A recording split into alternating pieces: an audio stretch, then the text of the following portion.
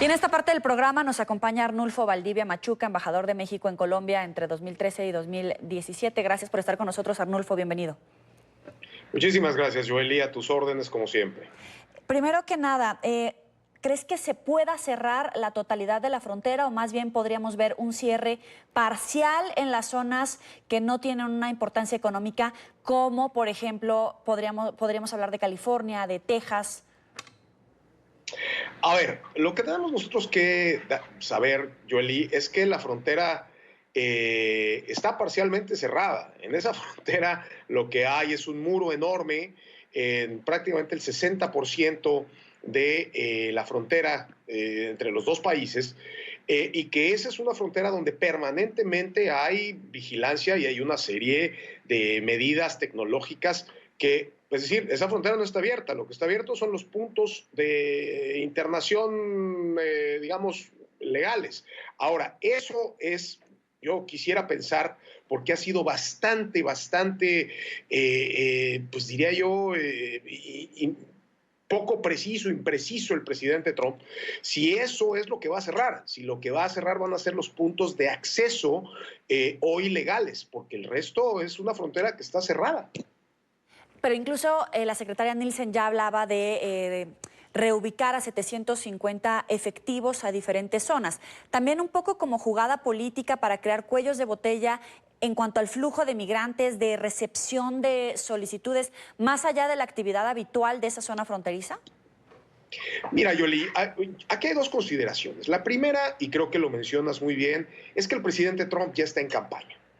Hay una reelección en Estados Unidos el próximo año, en 2020. El presidente Trump ha iniciado ya con la misma estrategia que le hemos visto ya en varias ocasiones. Este tema del cierre de la frontera, que repito, ha sido siempre bastante impreciso, han sido amenazas. Es un tema que él siempre ha tomado como bandera, no olvidemos su campaña, y cuando ha tenido siempre problemas políticos, vuelve el tema del cierre de la frontera, porque es algo que, pues, digamos, dentro de la lógica de la mediática, del populismo, digamos, distrae la atención, genera noticia y realmente nunca hay precisiones. Pero por el otro lado, también lo decías, hay una importancia de la frontera entre México y Estados Unidos que es innegable en términos numéricos. Mira, nada más para darte perspectiva, por la frontera de Estados Unidos, entre la frontera de Estados Unidos y México, pasan $1 millón de mercancía por minuto. Esa es la cifra, $1 millón de mercancías por minuto. 6 millones de trabajos en Estados Unidos dependen de esa frontera, de las exportaciones de Estados Unidos a México. 6 millones de personas en los estados, además, altamente, digamos, favorables a Trump.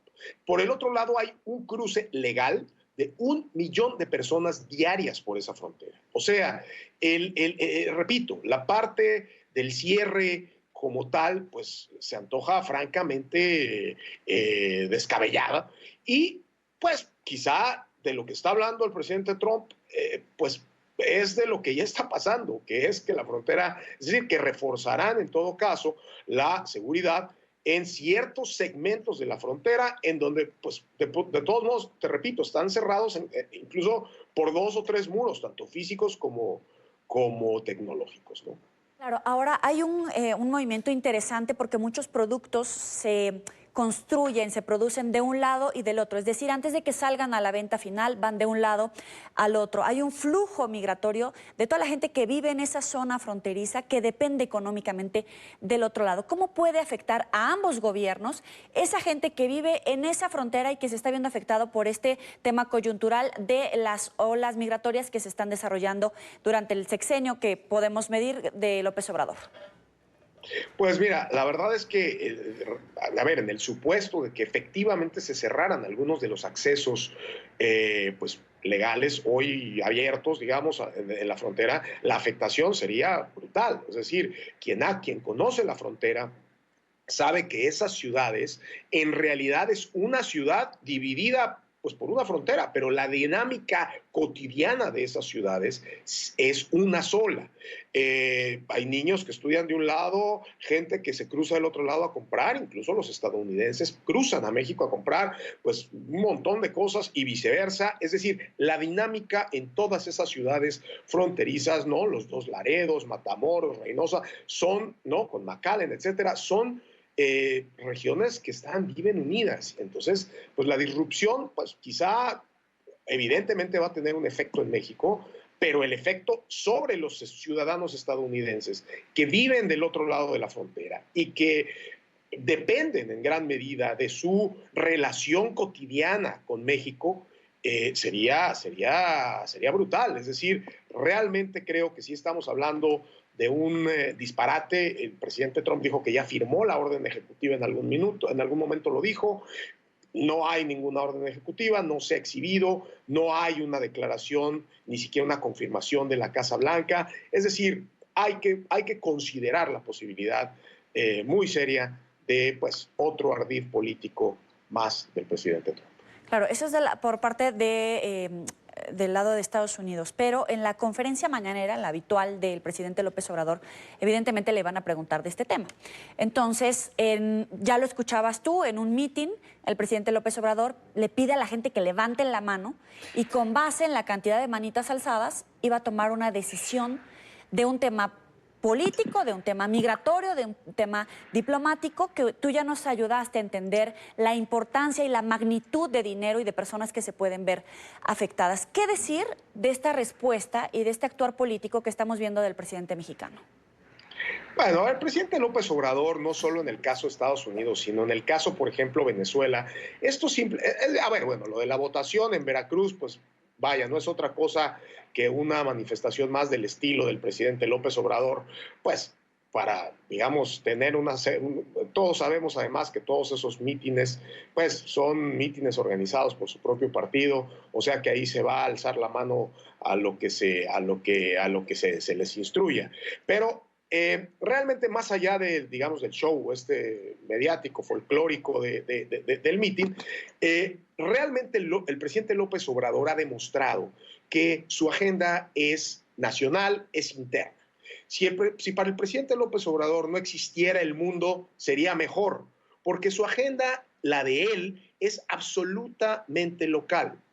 Él nunca se va a pronunciar sobre Venezuela, él nunca se va a pronunciar sobre Estados Unidos, él no va a entrar a una discusión en ese tema. Para eso, en todo caso, tiene al canciller Ebrard, que él sí se ha pronunciado, digamos, en términos muy claros de que México no funciona a partir de amenazas, y lo relevante es que estamos empezando a ver, digamos, el primer round de desacuerdos entre dos gobiernos que hasta este momento, digamos, por lo menos públicamente, se habían llevado muy bien y que había habido una absoluta cordialidad, y hoy los enfrenta fundamentalmente el mismo motivo de fondo, que es el favor político de sus partidarios internos.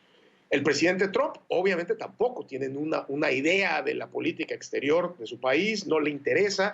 Él hoy está subido en el tema de volver a ganar las elecciones. El presidente López Obrador tiene una agenda interna, y aquí pues lo que vamos a ver va a ser una intercambio interminable de dimes y diretes. Yo francamente dudo que esté el presidente Trump en capacidad, digamos, incluso con sus propios partidarios, de cerrar la frontera. Pero lo que sí vamos a ver va a ser pues una guerra de declaraciones permanente de Estados Unidos hacia México, y de México pues una invocación de la soberanía y del respeto mutuo y de la política de buen vecino, y pues a ver en qué termina esta cosa. La realidad es que lo que ha dicho el presidente Trump, que sería muy fácil para el gobierno mexicano detener el flujo de los migrantes centroamericanos hacia México y eventualmente hacia Estados Unidos, es otra mentira. Es imposible detener ese flujo cuando además en la frontera sur de México no existe nada, no hay muro, no hay frontera.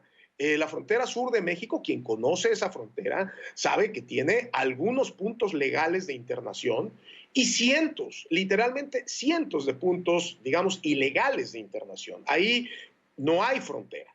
Ese flujo va a seguir pasando, ese flujo se va a seguir dando bueno, pues si los propios estadounidenses no han logrado parar a 12 millones de mexicanos que se cruzaron esa frontera en algunos años, pues habiendo esos muros que tienen, pues imagínense si México está hoy en capacidad de frenar algún flujo migratorio.